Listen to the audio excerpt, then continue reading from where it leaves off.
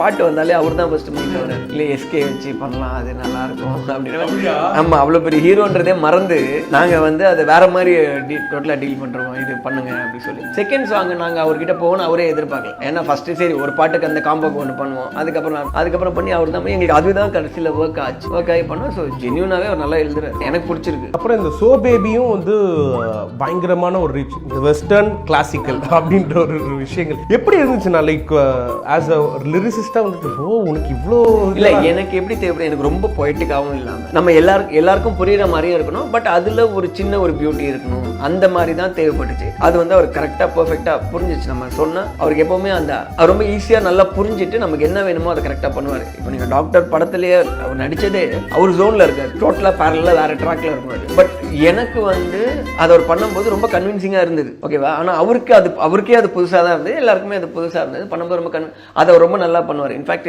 டாக்டர்ல நம்ம பார்க்குற எல்லா ஷாட்டுமே மேக்ஸிமம் 3 டேக்ஸில் ஓகே பண்ணேன். ஸோ என்னன்னா இதுவும் அவருக்கு பயங்கரமாக வருது, பட் ஆனால் அவர் வந்து அது இவ்வளோ நாள் ட்ரை பண்ணல, மேபி இதுக்கப்புறம் பண்ணுவார்ன்ற மாதிரி சொன்னது. ஸோ நமக்கு என்ன வேணுமோ அதை கரெக்டாக புரிஞ்சுட்டு அதுக்கான அவுட்புட், அது ஆக்டிங்காக இருக்கட்டும் இல்லை வந்து லிரிக் ரைட்டிங்காக இருக்கட்டும், எனி இது வந்து அதை கரெக்டாக டெலிவர் பண்ணுறாரு. எனக்கு என்ன அப்படின்னு பார்த்தீங்கன்னா, நாங்கள் வந்துட்டு ஒரு மியூசிக்கல் வீடியோ விடும்போது நீங்கள் ரொம்ப கஷ்டப்படுறீங்கன்னு நல்லா தெரியுதுண்ணா.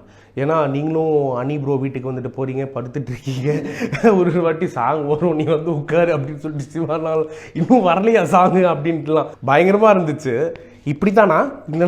இல்லைங்க, அது ஆக்சுவலாக அவர் ஒர்க் முடிச்சிருவாரு. இப்போ ஒர்க் முடிச்சுட்டு அதை வந்து டெக்கரேட் பண்ணிகிட்டே இருப்பார். இப்போ எப்படின்னா நீங்கள் வந்து சமைச்சு முடிச்சிருவீங்க, அதோட ப்ரெசன்டேஷனுக்கு ஒரு டைம் எடுப்பீங்களா, அந்த மாதிரி அதை வந்து அவர் ஒர்க் பண்ணிகிட்டே இருப்பார் டில் வந்து அதோட இதான் டெட்லைன்னா டெட்லைனுக்கு முன்னாடி வரைக்கும். இப்போ நம்ம முடிச்சிட்டோன்றதுனால அப்படி இல்லை, அப்படியே ஃப்ரீயாக இருக்க மாட்டார். அது லாஸ்ட் மினிட் வரைக்கும் என்னெல்லாம் குட்டி குட்டியாக இம்ப்ரவைஸ் பண்ண முடியும், இது கட் பண்ணணும், இது பண்ணணும், அது அப்படியே மைண்டில் ஓடிட்டே இருக்கும். அதனால தான் அந்த டிலே, அவர் அந்த பர்பஸ்ஃபுல்லாக அது டிலேவாக தான் கொடுக்கணும், அந்த லேட்டாக கொடுக்கணும், அந்த மாதிரி இது கிடையாது. அவர் ஒர்க் பண்ணிகிட்டே இருப்பார். நம்ம அப்படியே சுட இப்படி வாங்கி அப்படியே கம்ப்யூட்டருக்குள்ளே போட்டால் அது அப்படியே அந்த மாதிரி தான் இருக்கும். அது கிளிக் பண்ணாலே சூடாக இருக்கும் அந்த மாதிரி. ஸோ அது பேசிக்கலி என்னென்னா அவரோட நேச்சர் அப்படி, எல்லா விஷயத்தையுமே ரொம்ப சின்சியராக சீரியஸாக பண்ணுவார்.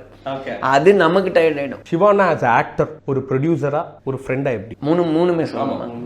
ஆக்டரா வந்து எனக்கு வந்து ரொம்ப சாட்டிஸ்ஃபைடா இருக்கு. ஏன்னா டோட்டலா நான் இப்போ அவரு ஜோனுக்குள்ளே நம்ம பண்றோம், அவர் பண்றாருன்னா இதெல்லாம் இப்போ நம்மளுக்கு ஏற்ற மாதிரி நீங்க சொல்றீங்க, சரி ஓகே நான் அதனால இது ஏதோ பண்றேன் அப்படின்ற மாதிரி நினைச்சு பண்ணும்போது பார்த்தா எனக்கு ரொம்ப கன்வின்சிங்கா, நான் நினைச்சேன் இது கொஞ்சம் டஃபா இருக்கும் அப்படின்னு சொல்லி. அப்படி இல்லை, நான் சொன்ன மாதிரி 2 டேக்ஸ் 3 டேக்ஸ்லேயே அதை ரொம்ப ஈஸியா பண்றாரு. இதானே ஓகே, இப்படி தானே ஓகே, இவ்வளோ ஈஸியாக பண்ணுறேன், அப்புறம் என்ன இது மாதிரி நிறையா இதுவும் பண்ணியிருக்கலாமே, அந்த மாதிரி எனக்கு ஒரு ஜோன் இருந்துச்சு. ஆஸ் அ ஃப்ரெண்டாக வந்து பயங்கர எனக்கு எப்போவுமே அவர் கூட டைம் ஸ்பெண்ட் பண்ணுறது பிடிக்கும், சும்மா இருந்தால் கூட. ஆனால் பட் அவர் அவ்வளோ நேரம் சும்மா இருக்க மாட்டார். நான் கொஞ்ச நாள் வேலை பார்ப்பேன், கொஞ்ச நாள் சும்மா இருப்பேன், அப்படி இருக்கும். அவர் கண்டினியூஸாக பிஸியாக இருக்கார்ல. ஸோ அது ஜாலி, எதை வேணால் பற்றி ரேண்டமாக பேசுவோம். பேசிட்டு அந்த பேசின டாபிக் அன்னைக்கு அங்கே அப்படியே ஓவர், அவ்வளோதான். திருப்பி வந்தால் திருப்பி இன்னொரு நாள் ஃப்ரெஷ்ஷாக எதாவது பேசிட்டு இப்படி தான் போயிட்டுருக்கு ரொம்ப வருஷமாக அது. அதனால் எனக்கு வந்து ரொம்ப ஒரு கம்ஃபர்டபுள் ஃப்ரெண்டு. நான் எது மேக்ஸிமம் நிறைய பேர்கிட்ட சொல்லாத கூட நான் அவர்கிட்ட சொல்லியிருக்கேன், அந்த மாதிரி.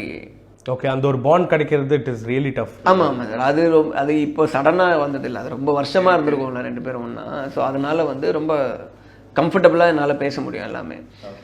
ஆஸ் அ ப்ரொடியூசராக வந்து கரெக்டாக பண்ணணும் அப்படின்னு நினைக்கிற அந்த இது இருக்குது. சேம் டைம் வந்து கண்டென்ட்டும் காம்ப்ரமைஸ் ஆகிடக்கூடாது, அதுக்கும் ஒர்க் பண்ணணும், அந்த மாதிரி இருக்குது. அந்த ரொம்ப ப்ராஜெக்ட் மேலே ஒரு பேஷன் இருக்கும் எப்போவுமே, அதை கரெக்டாக பண்ணணும் அப்படி சொல்லி. ஸோ ஆஸ் அ ப்ரொடியூசராக வந்து கரெக்டான ப்ரொடியூசர் இதை இப்படி தான் பண்ணணும்னா ரொம்ப நல்லா நமக்கு வந்து அந்த ஒரு ஸ்ட்ரெஸ்ஸு அந்த இதுவுமே இருக்காது. அவங்க கரெக்டாக ஒரு நல்ல டீம் இருக்குது. ஸோ அதனால் அதை ஆப்ரேட் பண்ணி ரொம்ப பீஸ்ஃபுல்லாக இப்போ வரைக்கும் ஹாப்பியாக பேசிகிட்டு இருக்க ஜோனில் இருந்தாலே பெரிய விஷயம். ட்ரூ. ஸோ எனக்கும் அவருக்கும் அதில் ஒரு பெரிய டிஃப்ரென்ஸ் வந்ததில்லை.